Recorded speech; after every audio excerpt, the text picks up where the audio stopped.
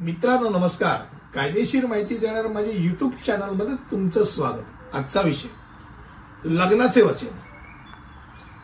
लग्नाचे वचन या नवीन कलमाचा उद्देश अशा घटनांना संबोधित करणं आहे जिथे व्यक्तींना विशेषतः महिलांना लग्नाचं वचन देऊन लैंगिक संबंधात फसवलं जातं आणि जे वचन देणारा ते कधी पूर्ण करायचं त्याच्या मनात हेतू नसतो.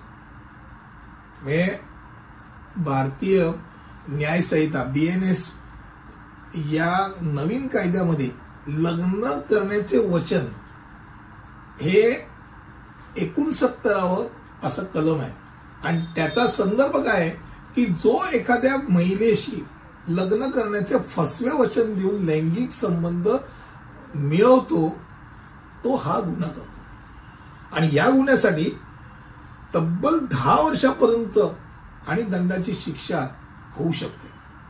आता यामध्ये काय काय अंतर्भूत आहेत. पहिली गोष्ट म्हणजे फसवं वचन. म्हणजे या गुन्ह्याचा गाभा काय तर महिलेला फसवून लैंगिक संबंध स्थापण्याचा प्रयत्न करणं, खास करून लग्न करण्याचं एक आमिष दाखवणं किंवा खोटं वचन देणं.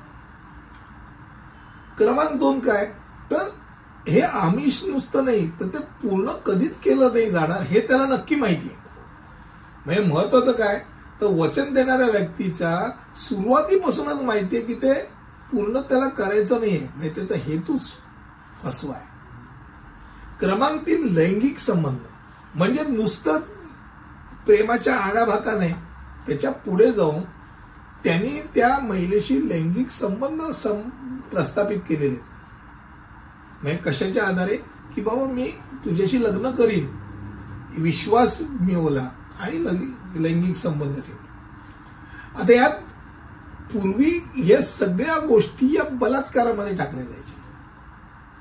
आता भारतीय न्याय संहितेत ही बलात्काराची बाब नाही म्हणून धरली जाते. हे कृत्य बलात्कार नाही तर हे फसवणुकीचं लग्नाचे वचन करून फसवणं या कलमात येते. आणि मी मगाशी म्हटल्यामुळे त्याला शिक्षा पण चांगली दिलेली. म्हणजे बाबा असं नाही की मी असं काही वचन देऊन असं संबंध प्रस्थापित केला आणि मी यातनं सुटका झाली. 10 वर्षापर्यंत तब्बल शिक्षा टाकलेली. म्हणजे याचा एकूण गर्भीचा अर्थ जर बघायचं गेलं त्याला महिलांना खास करून कायदेशीर संरक्षण, कायदेशीर कवच देण्याकरताचा हेतू. बऱ्याच वेळा लिव्ह इन रिलेशनशिप पासून अनेक असे छोटे मोठे प्रकार असतात. आजकालच्या जीवनामध्ये प्रॉमिस केलं जातं, मी आश्वासन दिलं जातं, पण त्या व्यक्तीचा खास करून त्या पुरुषाचा हेतू जर शुद्ध नसेल तर मात्र त्याला आता तो वाचू शकणार नाही. आणि एक महत्वपूर्ण समस्येचं निराकरण करतं.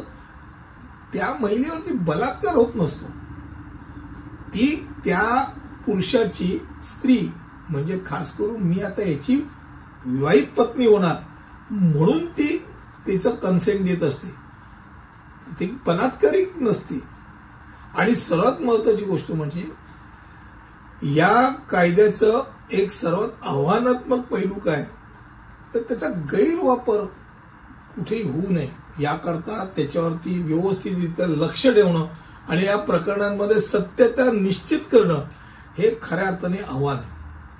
आजचा विषय होता BNS मधला हे नवीन कलम जे कलम 69 त्यात लग्नाचे करण्याचे वचन हा भाग होता. तो मला वाटतं कमी शब्दात आपल्यासमोर मांडला. पुढील व्हिडिओमध्ये असंच काहीतरी घेऊन तिथपर्यंत इथेच थांबतो. धन्यवाद.